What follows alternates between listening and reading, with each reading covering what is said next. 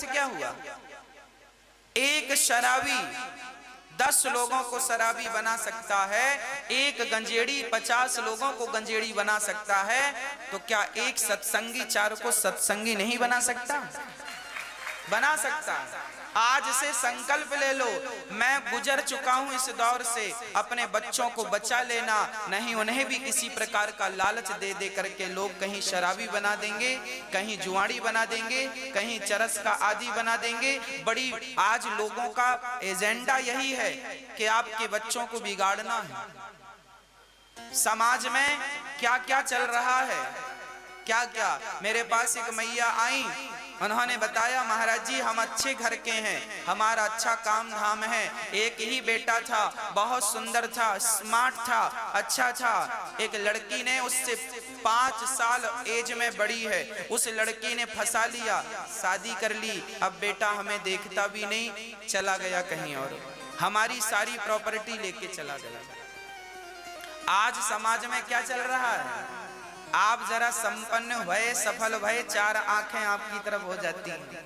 किस प्रकार से आपका नुकसान किया जाए, सारी तरकीबें लोग लगा देते हैं। इसलिए आप अपने बच्चों को सब प्रकार से सुरक्षित रखें, इसके लिए हम आपसे निवेदन कर रहे हैं, सब प्रकार से। कोई बच्चों को चरित्र का संस्कार भी लगे हाथ देते ही चलना, कहीं कल को कोई झूठा अपने जाल में ना फंसा ले और कहीं आपके साथ बहुत बड़ा धोखा ना हो जाए, ना आप घर के रह जाओ ना घाट के रह जाओ। बाद में पश्चाताप करने से अच्छा है पहले ही संस्कार का बीज बोते चले। बाद में पश्चाताप करने से अच्छा है पहले ही संस्कार के बीज बोते चले, क्या नुकसान है? इसलिए अजामिल बहुत अच्छे पंडित जी थे, जानकार थे, समझदार थे, पर क्या हुआ? कुसंग मिल गया, एक वैश्या की संगति मिल गई और बुद्धि भ्रष्ट हो गई। दास्याः संसर्ग दूषिता, पर नारी पैनी छुरी, पर नारी पैनी छुरी 3 तरफ से खाए, धन हरे, यौवन हरे और घोर नरक ले जाए। पर नारी मतलब पराई स्त्री, पर नारी पैनी छुरी, ये पैनी छुरी है, पैनी मतलब नुकीली छुरी। पर नारी पैनी छुरी 3 तरफ से खाए, पराई स्त्रियां 3 तरफ से खाती हैं। कहां कहां से? पर नारी पैनी छुरी 3 तरफ से खाए, धन हरे, आपका धन हर लेगी, और यौवन हरे, आपकी जवानी हर लेगी, और घोर नरक ले जाए। ये 3 तरफ से खाती है। कौन खाती है? पराई स्त्री। इसलिए पर नारी से बच के रहिए। समझाओ अपने बच्चों को, सिखाओ अपने बच्चों को। अजामिल के सबसे छोटे पुत्र का नाम था नारायण। जब अजामिल को लेने यमदूत आए, यमदूत को देखकर अजामिल डर गए। अच्छा, जब आदमी मरने लगता है ना तो उसे यमदूत दिखने लगते हैं। मरने के ठीक 3-4 मिनट पहले व्यक्ति अंधा हो जाता है, बाहर का कुछ नहीं दिखता। मरने के पहले दांतें चाप बंद हो जाती। देखा कभी किसी को मरते हुए? नहीं देखा। अरे आपका बिल्कुल भी अनुभव नहीं है। हमने सब कुछ देख लिया, हमने मरते हुए भी देखा है बूढ़ों को।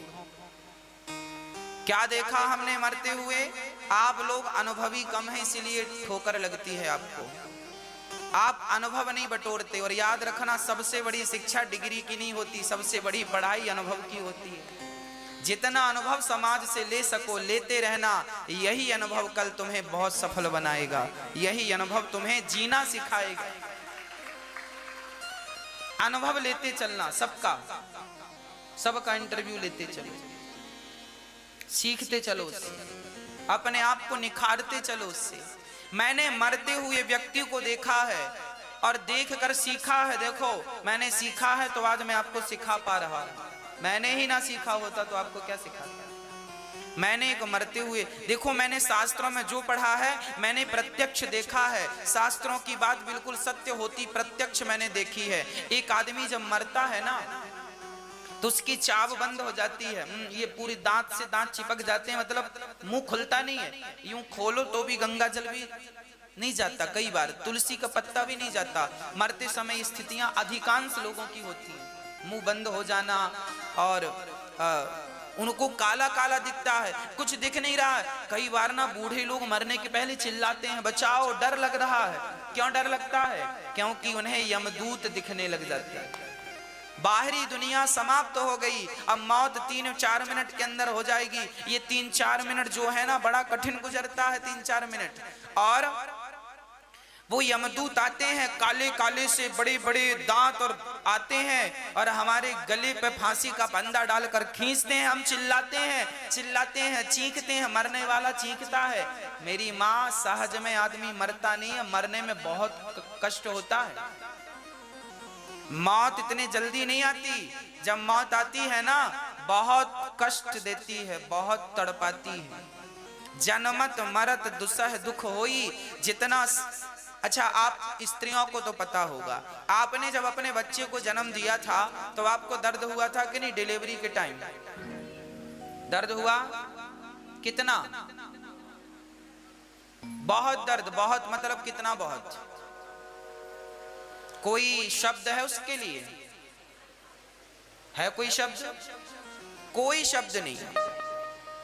जैसे एक स्त्री, अब सुनना, एक स्त्री को डिलीवरी के टाइम, बच्चा पैदा करने के टाइम जितना दर्द होता है, समझना मेरी बात, एक स्त्री को इतना दर्द, अब डॉक्टरों की भाषा बोल रहा हूं, एक स्त्री को इतना दर्द होता है कि एक साथ 32 हड्डियां टूट जाएं, इतना दर्द। हाँ या ना? ऐसा मैंने ही डॉक्टरों का अंदाज है। डॉक्टर कहते हैं स्त्री को इतना दर्द हो जाता है उस टाइम, प्रसव के टाइम, कि शरीर की 32 हड्डियां एक साथ टूट जाएं, इतना कठिन दर्द होता है। और नारी इस दर्द को सहती है। अब सुनना, जितना दर्द स्त्री को होता है डिलीवरी के टाइम, उससे 8 गुना ज्यादा, 8 गुना ज्यादा दर्द उस बच्चे को होता है जो माँ के गर्भ से बाहर आता है। अर्थात मुझे भी हुआ था और आपको भी हुआ था। जब हम माँ के गर्भ से बाहर निकलते हैं तो क्या होता है? हमें बहुत पीड़ा होती है माँ के गर्भ से बाहर आने में। मलमूत्र के गड्ढे में 9 महीने उल्टे लटके रहे, और अब बाहर जब आते हैं तो बड़ा दर्द होता है, बड़ी पीड़ा होती है। इसलिए बच्चा पैदा होता है तो आपने देखा होगा बच्चों का पूरा शरीर लाल हो जाता है। हाँ या ना? बच्चों का शरीर लाल होता है ना, उस दर्द से वो इतना तड़पता है, पूरा शरीर का रंग बदल जाता है, लाल पड़ जाता है, ऐसा लगता है किसी ने इसे बहुत मारा है। निकलता है और निकलती रोने लग जाता है। अर्थात बहुत कष्ट होता है उस बच्चे को। मुझे भी हुआ था, आपको भी हुआ था। इतना ही, इससे कई गुना ज्यादा दर्द संत लोग कहते हैं 1000 बिच्छू, बिच्छी जानते हैं? डंक। 1000 बिच्छू के काटने से, डंक मारने से जितना 1000 बिच्छी के डंक मारने से जितना दर्द होता है, उतना दर्द हर व्यक्ति को मृत्यु के समय होता है। जन्म के समय और जन्मत मर, गोस्वामी तुलसीदास जी इस बात को चौपाई में लिख रहे हैं, जन्मत मरत दुसह दुख हुई। दुसह मतलब भयंकर दर्द होता है। आपको भी होगा मौत के समय, हमें भी होगा, आपको भी हुआ था जन्म के समय, हमें भी होगा, पर हम सब लोग इस दर्द को भूल गए। क्यों भूल गए जानती हो मेरी माँ? आपको याद है कुछ कि आप जब अपनी माँ के गर्भ से आए थे तो आपको कितना दर्द हुआ? याद है आपको? बताओ मेरी माँ, याद नहीं है? इतने भुलक्कड़ हो। हमें याद है, हमें याद है, इसलिए अब हम ऐसा कोई काम नहीं करते कि फिर से गर्भ में जाना पड़े। और आप फिर इसी राह पे चल रहे हैं कि आप फिर किसी के गर्भ में जाओगे, फिर जन्म होगा, फिर मरोगे, फिर गर्भ में जाओगे। जन्म और मृत्यु छूटने वाली नहीं है, बार बार गर्भ में जाना पड़ता, उल्टा लटकना पड़ता है। मलमूत्र में कई बार डॉक्टर बोलता है बच्चे के मुंह में पानी चला गया। पानी क्या है? मूत्र ही तो जाता है, मल और मूत्र चला गया। क्या है वो पानी? डॉक्टर कहता है पानी चला गया। कौन सा पानी चला गया? गर्भ में क्या अमृत भरा है? मलमूत्र के गड्ढे में रह के आए हो और आज आप सब भूल बैठे हो, कुछ याद नहीं है आपको। इसलिए कहता हूं आप सब भूल गए हैं, आपको कुछ याद नहीं है, इसलिए हम आपको याद दिला रहे हैं।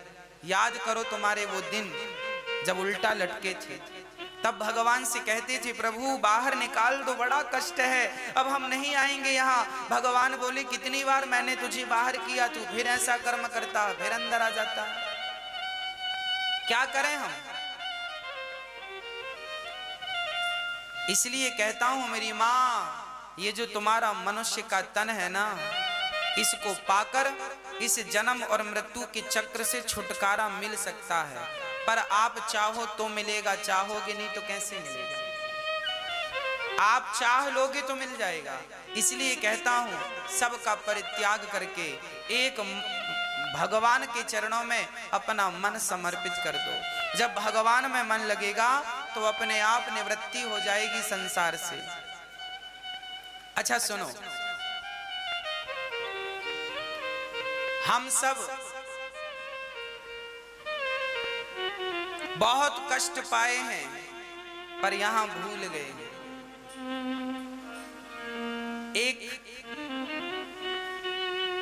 एक कुत्ता था, उसने एक घर के सामने जाकर भौंकना शुरू किया।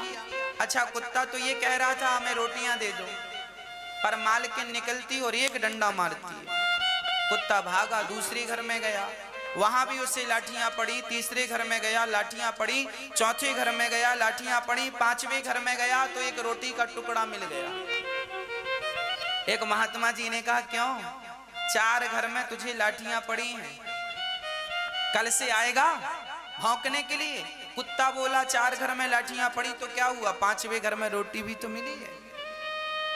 5वें घर में रोटी मिली है और रोटी के स्वाद के कारण वो 4 घर की लाठियां, 4 घर का कष्ट, 4 घर का अपमान भूल गया कि नहीं? क्यों भूल गया? क्योंकि 5वें घर में थोड़ा सा रोटी का टुकड़ा मिल गया था। ऐसे ही हम हैं, हमें भी जन्म में बड़ा कष्ट हुआ था, उल्टा लटके थे माँ के गर्भ में, मलमूत्र में थे, और यहाँ आए तो तुम्हें थोड़ा पत्नी का प्यार मिल गया, बच्चों का प्यार मिल गया, मान बढ़ाई, प्रतिष्ठा मिल गई। ये टुकड़े हैं, हाँ ये टुकड़े तुम्हें और हमें मिल गए तो हमें लगा हमें बहुत कुछ मिल गया, और इन टुकड़ों को पाकर हम वो जन्म और मृत्यु का दुख भूल गए। जैसे वो कुत्ता 4 घर के डंडे भूल गया क्योंकि 5वें घर में रोटी का टुकड़ा मिला था। हम लोग भी थोड़ा सा सुख पाते हैं संसार का, विषय और वासनाओं का, वाह बड़ा मजा है, बड़ा सुख है, और फिर वो अपना जन्म और मृत्यु का सब कुछ भूल जाते हैं। एक आदमी था, जंगल में रास्ता भटक गया। अचानक उसने देखा शेर आ गया, शेर आया तो भागा, शेर खा जाएगा, भागा भागा भागा, आगे गया तो खाई, पलट के देखा तो शेर। तभी वहां बट वृक्ष था, बट की बड़ी बड़ी जटाएं लटकती हैं, तो खाई की तरफ जटाएं लटक रही हैं। तो वो आदमी उस बट वृक्ष की जटाओं को पकड़कर लटक गया। अब हाथ छोड़ेगा तो खाई में गिरेगा, हजारों फीट गहरी खाई है, मर जाएगा।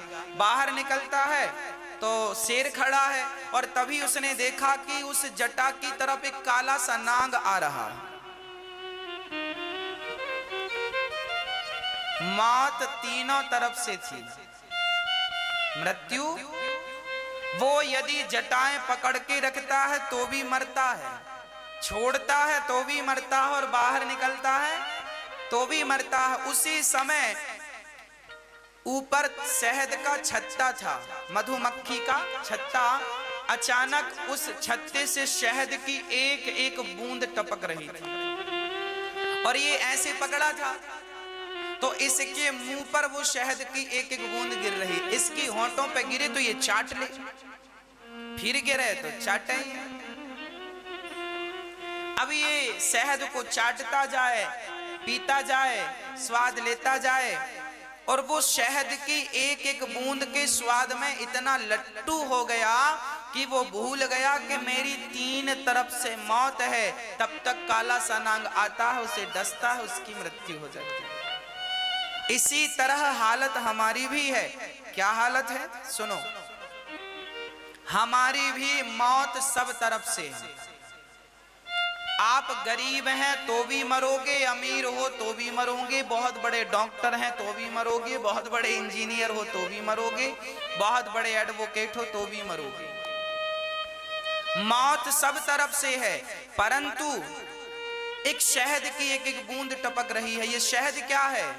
बोले पत्नी का प्यार शहद है, पुत्र का प्यार, पुत्र का प्यार शहद है, प्रतिष्ठा शहद है, मान बढ़ाई शहद है, और हम संसार के विषयों की शहद चाटने में लगे हैं और भूल चुके हैं कि हमें एक दिन जाना भी है सबको छोड़ के।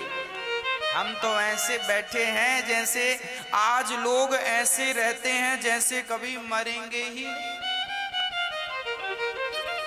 आज लोग ऐसे झगड़ा करते हैं जैसे ये लोग कभी मरेंगे ही।